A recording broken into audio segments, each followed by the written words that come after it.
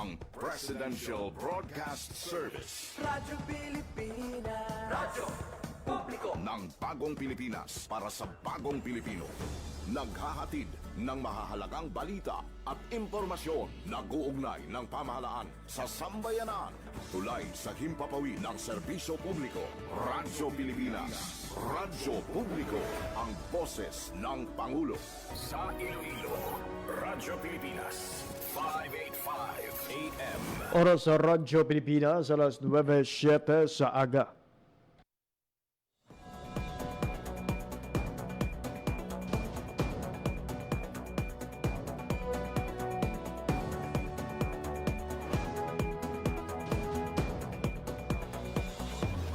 Sa Western Visayas, Panay Island, na tinamaan itong island-wide blackout.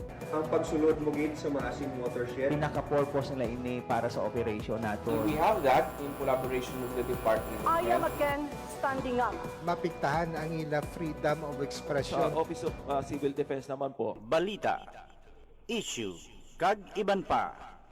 Diri sa Radyo Pilipinas. Radyo Publiko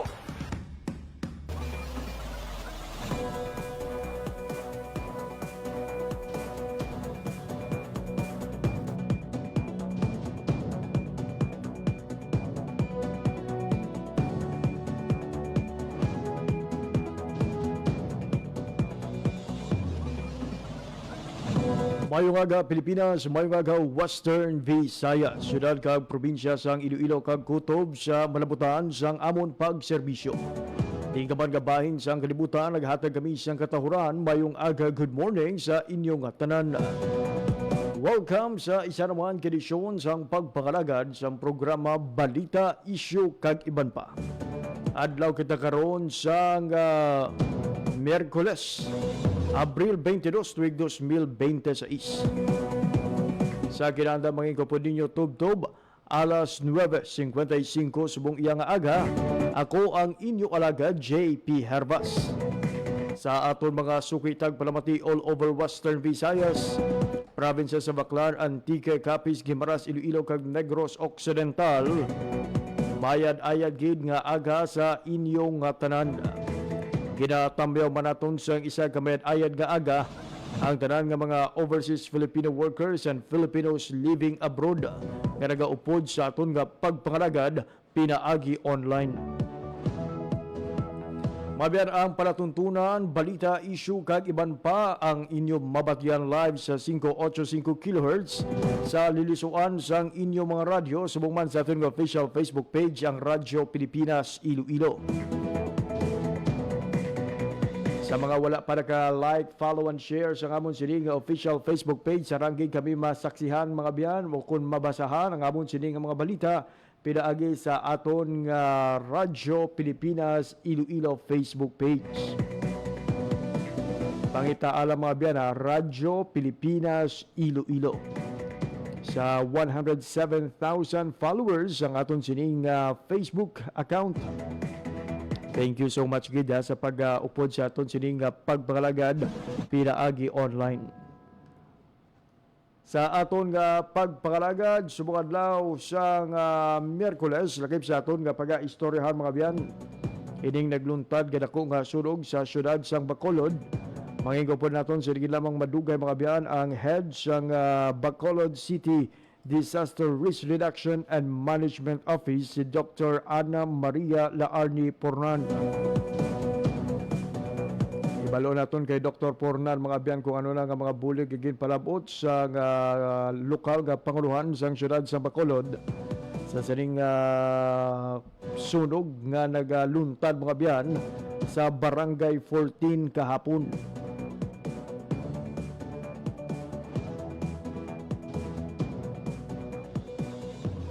Samtang istoryahan to ang pila ka mga dalaguan nga balita lokal kag subong man mga balita nasyonal nga ginabantayan sa aton nga mga kaupdanan sa Radyo Pilipinas Network.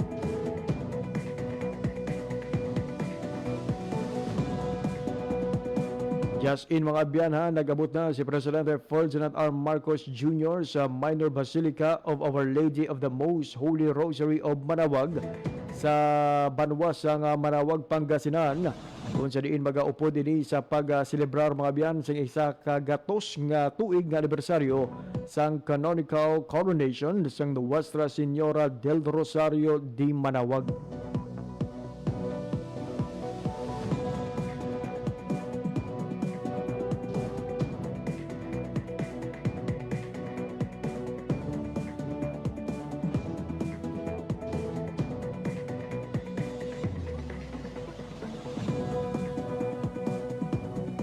Sa iban pagid nga mga balita nasyonal. Nagdangat na mga biyan sa masobra 1.40 milyon ka kabalayan ang may access sa matinlo kag safe nga ilimnon nga tubig pinaagi sa programa nga sagana at ligtas na tubig sa lahat o konsalin tubig sang Department of Interior and Local Government. Para sa madamo nga pamilya, nagakahulugan ini nga hindi na kinahanglan nga magbiyahe pa sa malayo nga lugar para lamang nga makakuha sang tubig, maghulat sang delivery o kung magpanumdom kung safe bala ang ila sili nga tubig ilimnon. Naghatag man ini sa mas madamo nga oras para sa trabaho, pagtuon kag pamilya, kag nabuhinan ang palasanon sa pang-adlaw-adlaw nga pagpangabuhi sang madamo nga Pilipino.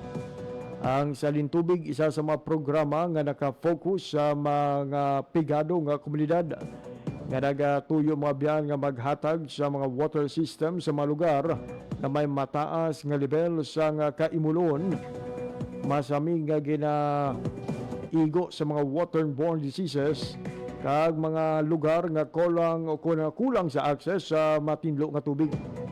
Kinsuportahan man ng ini nga programa ang katuyuan ni President Ferdinand R. Marcos Jr. nga pasangkaroon ang access sa matinlo nga tubig kag sanitasyon sa bugos nga Pilipinas. Sandigman sa United Nations Sustainable Development Goal number 6.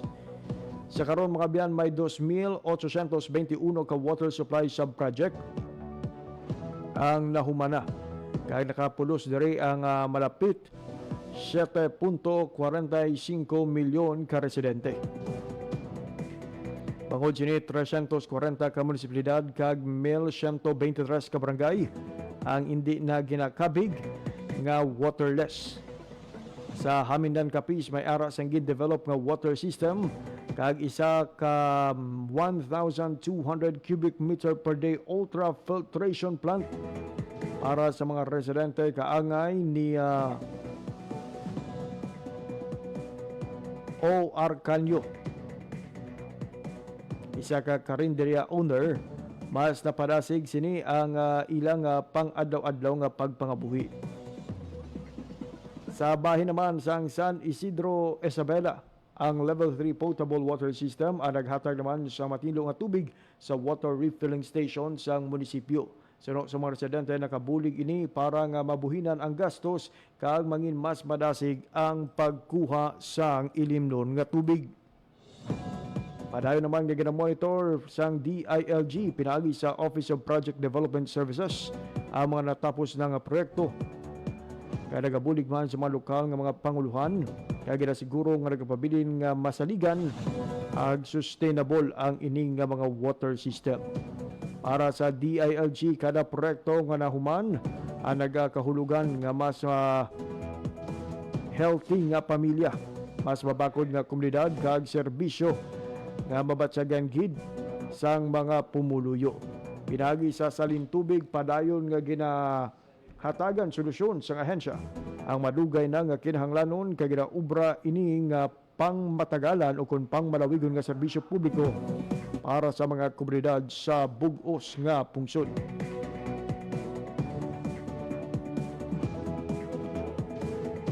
Samtang ginpasiguro sang Malacañang ang safety ni Anay Ako Bicol Party List Representative Saldico sa oras nga makabalik kini sa pungsod para atubangon ang mga kaso nga ginakaulamiran sini sa bilyon-bilyon nga peso nga flood control scandal. Sa press briefing, ginhatagan punto ni Presidential Communications Office ug PCO Undersecretary kag Palace Press Officer Claire Castro. nga katungdanan sa gobyerno nga siguraduhon nga safe ang sinuman nga Pilipino nga magabalik sa pungsod. Nagugat ang pahayag sang palasyo matapos nga nagpabutyag sang pagkabalaka ang pila ka mga mamalida nga posible mabutang sa ital-ital ang kabuhi niko. Sunod sa ila, may mga grupo nga posible nga magpamalabag sa iya nga pagbalik para punggan ang iya pagtestigo sa kontrobersiya. Subong man ginahangkat ni Castro nga pamatud-an anay kung diin naghalin ang mga ginapahayag nga pamahog. Sa karon mga biyan yara sa kasudiya sa mga otoridad sa Czech Republic, siko matapos nga matapda sa border sang Germany bangod sa kakulangan sang husto nga dokumento sang nagligad nga si Mana. Samtang ginpakigbahin naman sang gobyerno ang mga tikang nga ila sini nga igapatuman. Ipnadiri ang high-level team ginpadala nga delegasyon sa Department of Justice ulog sa Prague upang kay uhon mga abyan ang legal nga proseso sa iyang deportation. Sunod kay Justice Frederick Vida, kinatimbang man karon ang tanan nga opsyon para mapadasig ang pagpapauli sa anay mamalidha. Ginatag man sang DOJ nga wala sang special treatment kaya Saldico. Kag ang korte lang ang desisyon kung diin siya igapreso. Luduman mga biyan, si Ko ang nagatubang karon sa mga kaso nga graft kag malversation sa Sandigan Bayan. May kang tanan sa mga ginaaligar Ghost Flood Control Project sa DPWH Region 4B kag iban pa nga irregularidad sa national budget.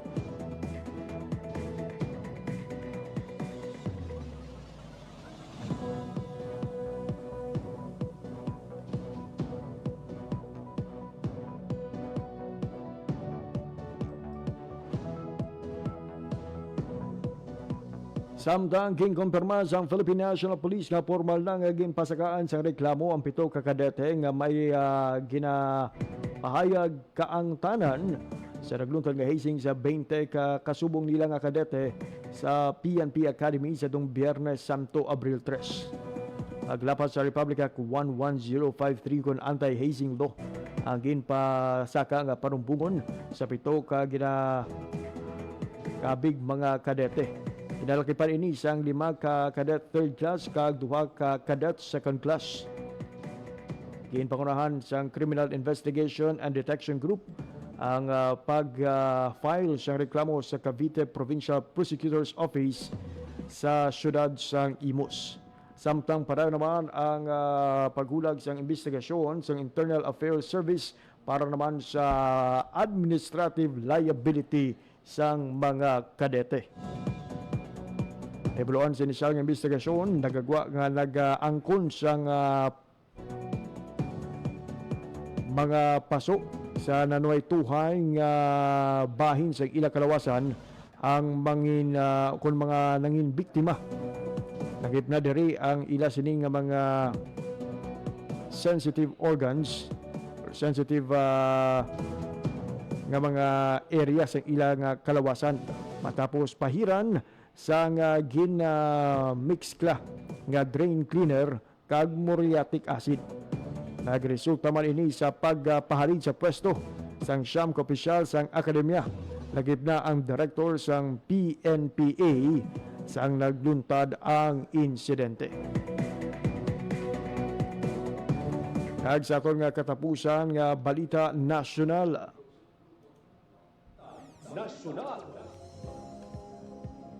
Sa ginhiwat nga business roundtable kaupod ang mga tiglawas ng US private sector ginatagan punto sang Finance Secretary nga si Secretary Frederick Go nga padayon nga gidusyo sa gobyerno ang mga reforma polisiya para nga mapabaskog ang nanoy tuhay nga sektor sang ekonomiya nga handa na para sa investment. Suno kay Go ang strategic investment pillars ang nagatanyag hindi lamang siyang pagpasangkad kundi magpasubong man sang kabakod sang aton ekonomiya. Padayon nga ginapabaskog sang administrasyon ni Presidente Ferdinand R. Marcos Jr.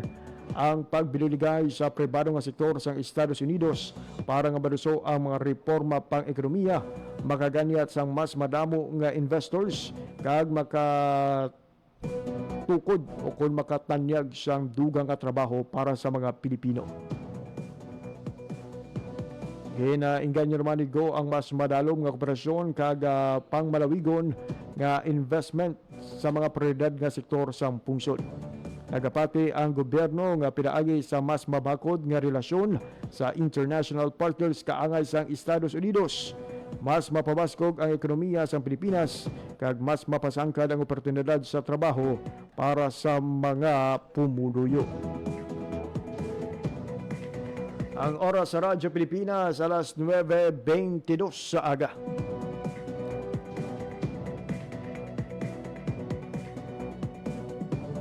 Sa aton nga pagbalik mga biyan,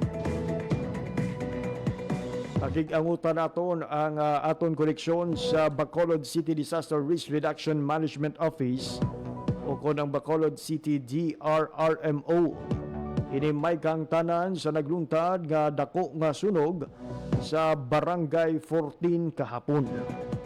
Ang ila sini nga mga aksyon kag natumod bala ang kabagdaran sa sini nga sunog kag mga parogyan sa mga residente aton hibaloon pagkatapos lamang sang pila ka pahanumdom.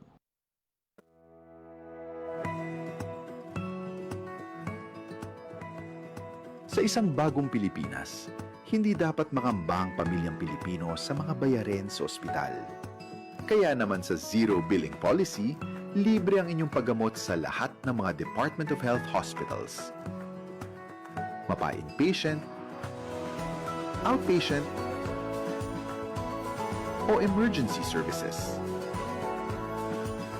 Isama na rin ang mga mamahaling gamot,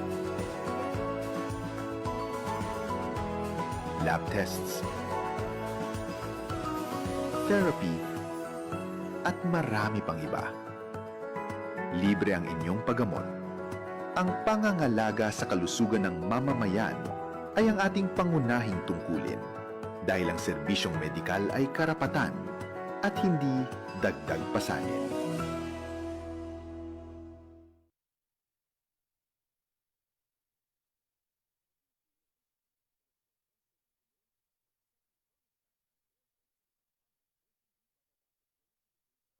May savings ka na aabot sa 5%. This is a public service announcement from the Department of Energy and this station. Isang gabi, pauwi na sina Daisy at Eric galing sa sine. Eric, saan pa tayo pupunta? Gabi na, umuwi na tayo. Ha? Bakit? Anniversary natin ngayon. Tsaka sandali lang naman tayo sa motel eh. Ang kulit mo naman eh. Sinasabi ko na sa'yo na hindi pa ako handang makipag-sex. Tsaka paano kung mabundis ako? Sus naman ho, ako bahala. Sumama ka na sa akin. Kung mahal mo ko, patutunayan mo. Anong gagawin ko? Mahal ko siya, pero ayoko pa talaga eh. Basta. Ano? Halika na. Sabi ko na sa'yo, akong bahala. Eric, saka na lang natin gawin to. Palagay ko, hindi pa talaga itong tamang panahon. At kung ako naman ang mahal mo, makapaghihintay ka, di ba? Isipin ang kapakanan, iplano ang kinabukasan. Abutin ang ninanais, hindi kailangang magtiis. Isang mapagpalayang mensahe hatid sa inyo ng Sentrong Sigla, Angat Pinoy 2004 at ng himpilang ito sa pakikipag-ugnayan sa Women's Media Circle Foundation. Oras sa Radyo Pilipinas, alas 9:25 na sa aga. Sa gihapon nagapamatika mo sa pagpakalagad sa programa Balita, Issue kag Iban pa. Radyo Pilipinas. Radyo Publiko. Radyo Pilipinas. Mga biyan, kahapon nga adlaw, naghiwat sang untat biyahe. Ang isa ka grupo, mga biyan, diri sa syudad sang Iloilo. Ibalo naton ang nangin epekto sang siningin patuman nga transport strike sang isa ka grupo. Sa report ni Janelle Baclay. Radyo Pilipinas. Radyo Pilipinas. Report. Jen, good morning. Jeep, hindi magpangduwa-duwa ang LTFRB Region 6 sa pag-issue ng show cause order sa mga di pasahero nga jeep nga nagupod sa transport strike, especially kung ikaw membro sang co-op kay ti bawal gid na iya sa imo sini iya nga prangkisa, no? Nga halimbawa affiliated ka sa kooperatiba pero nakitaan ka nga nagupod sa transport strike, ti ipaathag mo gid ina kag posible nga mangin grounds ina nga kansilahon ang imo sini nga prangkisa o kung dulaon ikaw sa listahan, no, sang kooperatiba. Ini ang pahayag ni Attorney Maria Josette Abillar kay man kahapon may ara sing transport strike nationwide naging patuman, pero diri sa Western Visayas daw wala man ini nabatyagan Jate, no? Kag sa report sa aton sini LTFRB wala pa sila sang nabaton nga daw dako gid nga epekto sa nagdigad gani iya may ara sing augmentation, may mga salakyan ang mga LGUs nato naging provide sa gin patuman ining transport strike. May mga trucks, may mga vehicles na provide kiti do wala masakyan ang pila ka empleyado, pero kahapon kiti may rollback man kay kaduha na ka semana nga may big time rollback daw nagdamo iya ang nagbiyahe santo sa monitoring sa aton sini nga mga transport cooperative kag diri sa Visayas wala nagakabalaka ang LTFRB kay minimal lamang ang mga numero sa mga nag-upod, pero ti kung madakpan ka posible nga dulaon ang ngalan mo sa listahan sang transport co-op abi, ti karon base kon recipient ka sang fuel subsidy, ti kon may proof da karon nga nagano ka mo na wala ka mo nagbiyahe, ti base ko makansila ang mga subsidy nga ginahatag sa inyo, i-justify mo ina, replyan mo ang show cause order nga i-issue sa imo sang LTFRB. Pamatian tablang pahayag ni Attorney Maria Josette Abillar, ang spokesperson sang LTFRB Region 6. Well, based sa akong terms and conditions sa mga prangkisa, no, ang hindi nga mga bagay kung may perceived violations, we are not saying nga nagbayulan na sila diretsyo. So, ginahatagan na sila sa tion nga magsapat sila paaging sa pag-issue sa atong show cause order. But since subong pa lang nagsugod, may mga monitoring teams pa kita na ara sa dalan na nagalantaw. But as you've said, so far wala makita sa masilinggit nga may kooperatiba o korporasyon nga nagsunod kid or nag-untang biyahe. Sa part sa mga co-op, nag-admit nga medyo na-apektuhan ang ilang entire operation sa nagtaas ang fuel kag nag-limit sila sa ilang mga units. Anong mga initial talks ninyo sa ila kag anong gina-encourage natin sila yapon nga di 100% ang ilang operation? Sa pag-ila gusto nila di amo lang niya amon unit sana nga ipabiyahe. Of course, hindi kita gusto gani, no, nga mag-less than 100%. But we are cognizant sa ilang pag-budlay subong kay kita naman apektado sa pagtaas sa presyo sa gato. Isa sa mga remedies natin is of course ining atong fuel subsidy, and may ara kita sa ginatawag na service contracting program. Nabatian si Attorney Maria Josette Abillar, Jeep. Ang aton LTFRB na monitor giman na nila ya kag nagprangka gid manabing pila ka transport co-op, wala pa sang transport strike nga naglimit sila sa ilang operation, no, kag inaiya sa part sang kooperatiba, although nga ti supposed to be dapat 100% kita ni, no, ang ipabiyahe nila galing kay nahangpan man sang LTFRB kung nga ang medyo do nag-limit sang ilang operasyon ng pila ka mga co-op kay tungod nga perdigid sila. Pero subong ang intervention sang gobyerno paagi sa paghatag sang fuel subsidy, nga paagi sa cash relief assistance, ang direct sa fuel pasada card, mayara pa gid sang 130 to 150 liters nga subsidy ang gobyerno nga natalana pag ini nga i-distribute, no, sa aton sini nga mga drivers. So paagi sini nga mga intervention nagalaom ang LTFRB kag gin-confirm man sang Western Visayas Alliance of Transport Cooperative Corporation Incorporated nga yara na sa 80 to 90% sang mga units nagabiyahe kag kung magisigi-sigi ang rollback balik na sa 100% probably in the coming weeks ang aton sini nga operation na J. Pero kung istoryahan transport strike nga naguntat biyahe wala sang amo sina nga na-monitor gid ang LTFRB sa kabilugan, Jay. Ayun, ang nangin statements ang LTFRB hindi isa ka pamahog kundi pahanumdom sa mga kauturan naton nga mga tsuper nga may ara sila sa ginakasugtan nga terms and condition nga kinahanglan nila nga magaserbisyo sa aton sini iyang pumuluyo, particularly ang mga commuter nga magabiyahe sa idalom sa ilang maruta. Sige-sige na nga daan subong ang distribution. Inablang sila nga ti ang intervention ara na, ang mga ayuda ara na ti karon kon makitaan sila nga nagaupod no kag naga-violate sang ila sini nga mga prangkisa. Kay ti ginahimo man sang gobyerno kag naka-schedule na gid subong no ga inabutan nati mangin posible na ka mangin grounds no nga bawion or ma-disqualify sila sa mga pagabatuno nila nga mga bulig kay madamo pa no may ang service contracting ara na sa screening process kay ang sa service contracting jeep no halimbawa ang mga kooperatiba ma-apply na sila para ma-qualify sila.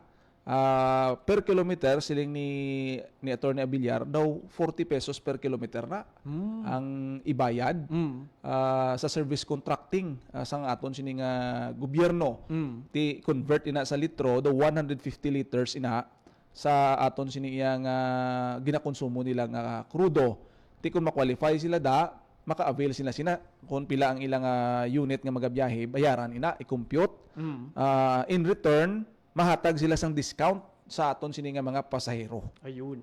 Jen, madamo gyud salamat sa imong balita. Amo ni madulong naton nga mga balita para sa Bagong Pilipinas, General Baclay, Radyo Pilipinas, Radyo Publiko. Radyo Pilipinas. Radyo Publiko. Radyo Pilipinas. There you have it, mga biyan, ang latest coming from LTFRB. May kongtanan sa ginapatuman kahapon nga transport strikes ang pila ka mga tsuper nga suno sa LTFRB wala man sa direkta nga epekto sa aton sini nga mga commuter no kun wala man nabatsagan gid ang ini nga epekto sa transport strike diri sa syudad sang Iloilo.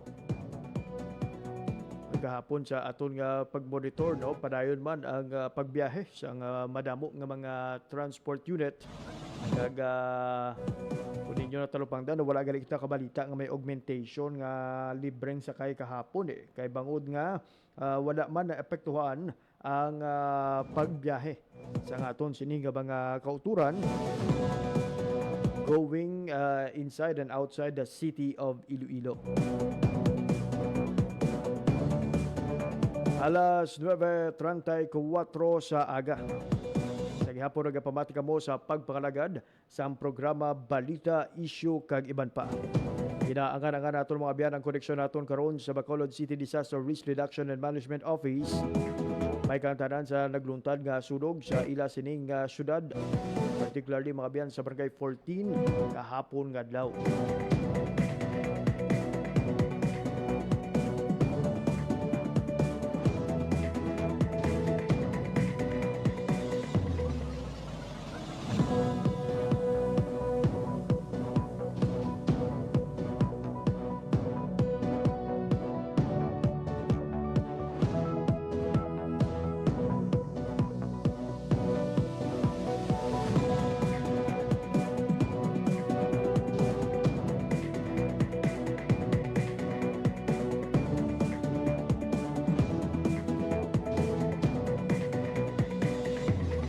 Oras mga biyan, alas 9:35 na sa aga sa gihapon nagapamati kamo sa pagpangalagad sa programa Balita, Issue kag iban pa. Sa sining oras mga biyan kaupon na naton sa piyak nga linya ang head sang Bacolod City Disaster Risk Reduction and Management Office or the Bacolod City DRRMO, si Dr.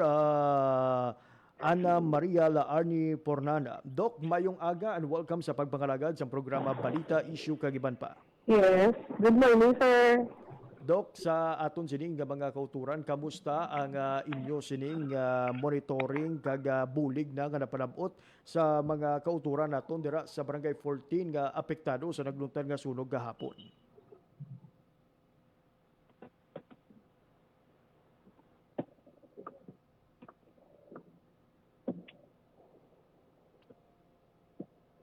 Yun. Hello, Doc.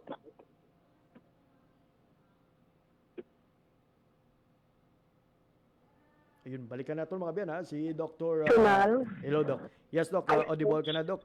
Doc, can you give us the details, Doc? May kang tanan sa sining nagluntad ga sunog kahapon sa Barangay 14, Doc. Hello, sir. Dalang kita sa gadula-dula. Hello, sir. Sige, Doc. Doc, kamusta subong, Doc? Kamusta ang koneksyon namon sa imo? Klaro na ba na? Dalang kita sa kagahon. Hello? Yes, sir. Yes, Doc. Doc, can you give us, Doc, the details so far sa nagluntad nga sunog sa Barangay 14 kahapon nga daw? Yes. Bali, sir, kagabi, nagpadala na kita dito sa aton initial nga bulig no, nang baligin padala ito sila folding bed para nga man sila inang komportable bala.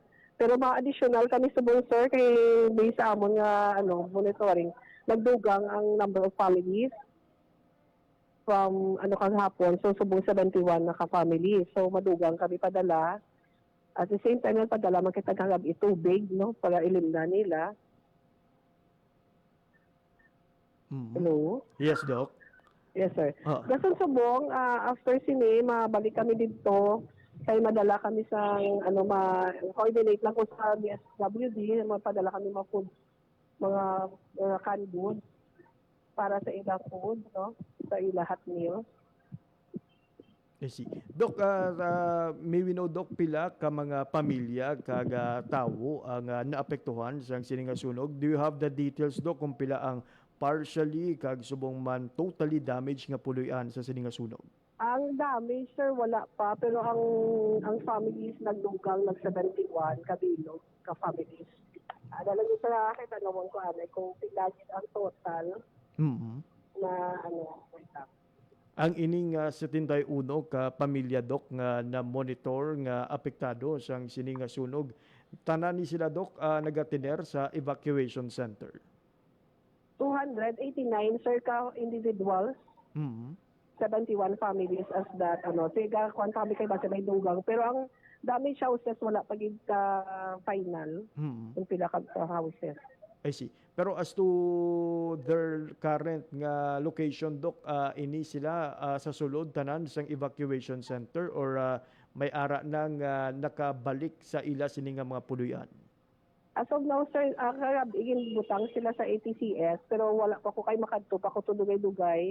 Wala pa ko kabalo kung may ara iba nga nagpuli sa family sa iba nila nga parente, kay hindi magitanan ang nasunog sa Barangay 14. So basta na ara sila family na pero as of amo na ang data sang disability. 71 families affected. Doc, other than this initial nga intervention nga ginapalabot karon sa inyo sining opisina, ano pa bala ang mga plano nga ipanagtag nga bulig sa nga Bacolod City Government? May ara bala lauman nga financial assistance sa sining mga biktima sang sunog? Usually, sir, kung ma-finalize na ang aton nga data, no, kung sino nga family, anong pila sila kabilog, na masunod kung partially kung total damage based sa assessment sa DSSD natin. So, may definitely may financial assistance kita sa ila. Sa mga kauturan naman naton, Doc, nga nagaplano nga magpalabot sang bulig sa sining mga apektado nga pamilya, ano bala ang mahimo nila obrahon? Is there a way para makapalabot sang bulig sa sining nga mga apektado nga mga residente?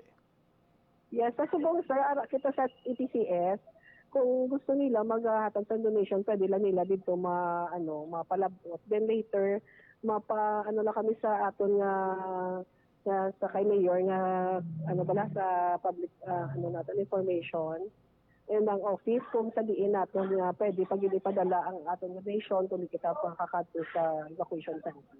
Ayun. Doc, sa subong nga panyempo, tamaan gid ka init kay isa iniman sa masami nga ginatunaan sa nga sunog ang kaginot, ang kapaang. May we know, Doc, ano naman ang inyo sining panugyan, pahanumdom sa tanan nga mga residente sang Bacolod City? Yes, ang permi ginahabal namon, sir, especially hamon ni kainit, no, ang balay natin hindi tagid pagbayaan nga nagaandar ang mga appliances, no, kung pwede natin na pang-off ang main switch, especially wala tawo ang balay, i-off ka na lang, no, tapos kung may kabataan, hindi pagdili na sila lang, kay itakablo ba si maghampang bala sa mga lighter, no, mga puspro kay kabataan ko curious sila. Pag hindi sa pagbayaan na sila, dapat sa adult, nagapantay kay kalabanan ginya kakadiskusya muna no kabataan gahampang. Mm. So kuryente nga unattended no mga overcharging, ng overloading sang aton nga mga extension no.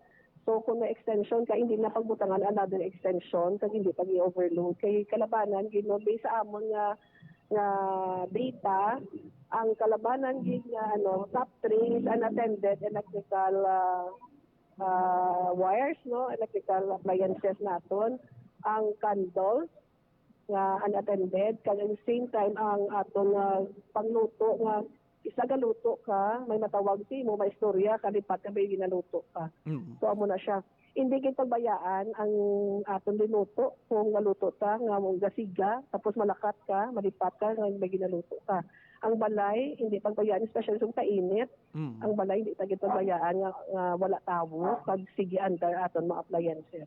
Ayun. Dok, kamusta so far dira ang inyo sining heat index sa syudad sa Bacolod in the past few days? Tam-an na ini bala kataas kag ano ang mga tikang nga inyo sining ginapatuman especially nga sa Subong may mga klase pa iya ang mga estudyante sa mga kolehiyo kag universidad. Usually, sir, ang pinakataas na sa Bacolod for this ang last 5 days naman ito is 37 to 39, no? So, ang mga kalabanan ng eskwelahan na gaano sila nga wala na uniform para kabataan so madala isang water jug nila or water bottle nila para ma-replenish nila kung may ara available sa mga eskwelahan nga mga dispenser, no? So, keep hydrated. Hindi wala lang anay activity outdoor especially sa 9 o'clock hasta 4:30 sa hapon kay pwede kainit. Ayun, Dok. Madamo gid nga salamat, Dok, sa imo sining nga oras kag impormasyon ay numasako kamo dira pero ginhatagan mo gid kami sang oras subong iyang aga. Yes, sir. Thank you man, sir, for the opportunity. Salamat gid kag may aga. There you have it, mga biyan, si Doc Ana Maria Laarni Pornan, ang head sa Bacolod City Disaster Risk Reduction and Management Office kon CDRRMO. So may masobra mga biyan sa 70 ka mga pamilya ang apektado sa sining nagluntad nga sunog sa Barangay 14 kag naggilayon nga naghatag sa inisyal nga bulig ang Bacolod City Government para nga mabuligan ang aton sining nga mga kauturan nga apektado sang sining fire incident kahapon nga adlaw. Samtang liwat naman nga nagpanugyan si Dr. Ana Maria Laarni Pornan sa tanan nga mga residente sa Bacolod. Iti masami sa andig sa ila sini nga monitoring ang mga sunog nagluntad bangod sa manapabayan nga mga nakasaksak nga mga electrical appliances, mga wala napatay nga kandila, mga napabayan nga ginaluto. Subong nga mainit, mapaang ang panyempo, naga-trigger pagid ini mga abyan sa mga sunog. So kabay sa aton sining nga mga kauturan, angin mabinantayon kita sa aton nga palibot kag at the same time hindi gid pagpabayan nga wala sang tawo o kun unattended ang mga appliances naton. Kapin pa ang malawig na nga nakasaksak sa aton sining nga mga sulod sang puloy-an. Kag at the same time ang mga kandila sa tion sang brownout. So, may ara sa mga naga-charge bala inuras kung kaisa nalipatan nalabutan pila ka oras na to the point nga ang iban na the following day na makuha sa saksakan ti overheat gid ang gwa niya sina mga biyan. Sa mga nagahampang naman sang kalayo una sa mga kabataan bala nga nagahampang sang posporo kag lighter kinahanglan gid nga sawayon di porket nga daw pili mo safe sa inyo sini nga balay magpakampante ka na nga hindi magluntad ang sunog. Again, let's work hand in hand. Magbuligay kita mga biyan sa pagpabilin nga mangina safe ang aton nga komunidad sa sunog. Magplano sa mga ulubrahon nga makadugang proteksyon sa aton sining pamilya. No, kung wala pa kamo sa mga fire exit o kung mga plano kung diin magalabay just in case may magluntad nga sunog sa inyo sining kusina, may magluntad nga sunog sa inyo siniyang sala, dapat nga may ara kamo sa ginatawag nga edit o kung exit drill in the house. Nagapahanumdum ini sa kung ano ang mga dapat nga obrahon sa kanang miyembro sang pamilya the moment nga may magluntad gid man nga sunog. Kag sa subong mga biyan, kinahanglan gid nga may ara kamo sa mga numero sa mga emergency teams. O lakip na diri siyempre no kung sunog ang paghambalan, dapat may ara gid kamo sang numero sang inyo sining local fire station. The problem sa karon nga panyempo, mas nauna pa ang Facebook Live kaysa sa pagtawag sa bumbero. Mauna anay sa real sa Facebook Live, sa engagement, antes nga magtawag sa mga emergency numbers. Tapos anay nga wala na ka-report sa bumbero, basulon ang mga katapo sa Bureau of Fire Protection nga wala gilayon nagresponde.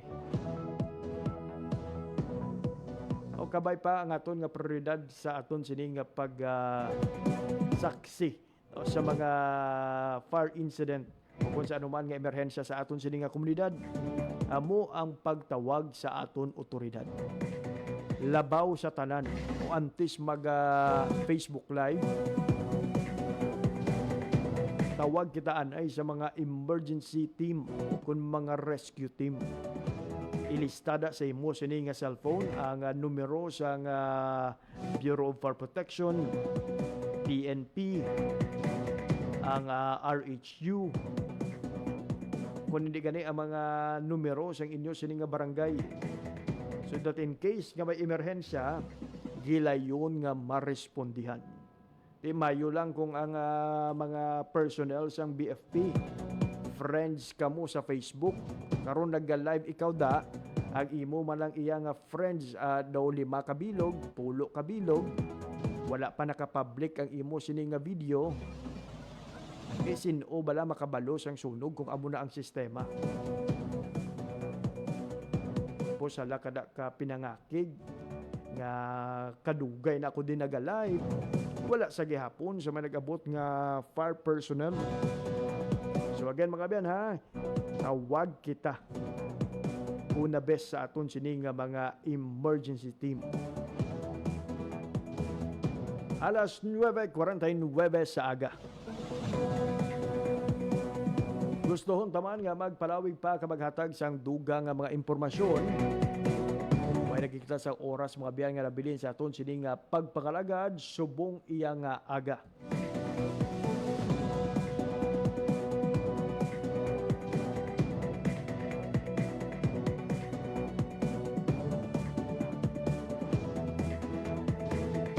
Was mga adlaw, mahibaluan naton ang nangin dalagan sang ekonomiya sang Western Visayas, ang gross domestic product kon GDP growth sang aton nga rehiyon ang natalana nga iga sa publiko sang Philippine Statistics Authority kag sang National Economic Development Authority, or I stand corrected mga biyan, sang DepDev.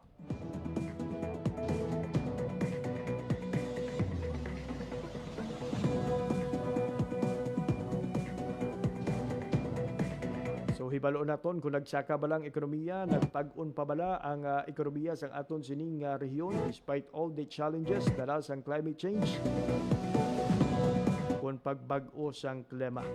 Ina ang bantayan mga biyan ha sa aton nga monitoring buwas nga adlaw sa hiwaton nga press conference sang PSA Western Visayas. Samtang buwas man nga adlaw mabiyan natalana ang awarding ceremony sa nagpadayong karon nga national competition sang Young Farmers Challenge. Sino-sino nga mga young farmers, ano nga rehiyon sila naghalin, ang hingadlan nga kampyon sa sining paindis-indis. Ina mga natala naton nga mga assignment buwas nga adlaw, The reason ko nga hindi kita rin makaupod sa inyong pagpamati buwas nga adlaw sa aton sining palatuntunan. See you next week. Ito work from home kita kung Friday. Abatian ninyo ako liwat ako sa Lunes, same time, same station. For the meantime, it's time to say goodbye. Sa ngalan na ginabang sa akon mga katuwang technical Mr. Vermora Ventura sa studio, kag Mr. John Magallanes sa transmitter. Ako naman ang inyo ng alaga JP Herbas. Madamo nga salamat sa inyong pagpamati. Maayong aga, Pilipinas. Balita, issue, kag iban pa. Diri sa Radyo Pilipinas. Radyo Publiko. Radyo Pilipinas.